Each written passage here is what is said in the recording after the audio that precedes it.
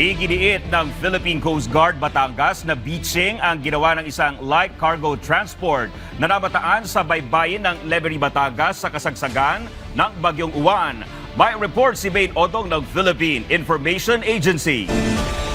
Nilinaw ng Philippine Coast Guard na beaching o sinasadyang pagtakbo ng barko sa mababaw na bahagi ng tubig papunta sa baybayin ang ginawa ng light cargo transport vessel na Felicity 8 matapos itong mamataan sa Barangay Wawa, Lemery, Batangas bandang alas 5 ng umaga ngayong Lunes, ika-10 ng Nobyembre sa kasagsagan ng pananlasa ng Bagyong Uwan. Ayon sa Coast Guard Substation Lemery, ang pagkasagawa ng beaching ay para maiwasan ang mas malaking panganib na posibleng maidulot tuwing mayroong malakas na bagyo o masamang panahon.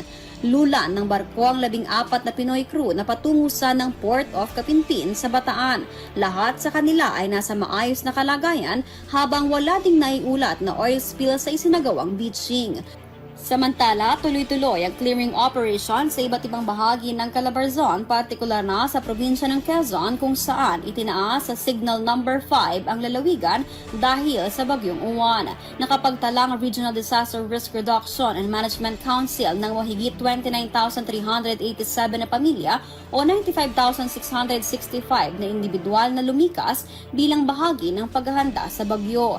Sa pinakahuling ulat ng DOST Pag-asa, nasa Signal Number 1 na lamang ang buong rehiyon ng Calabarzon.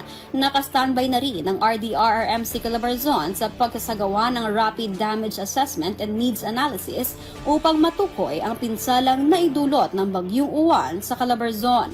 Mula rito sa Batangas para sa Integrated State Media, Main Odong ng Philippine Information Agency.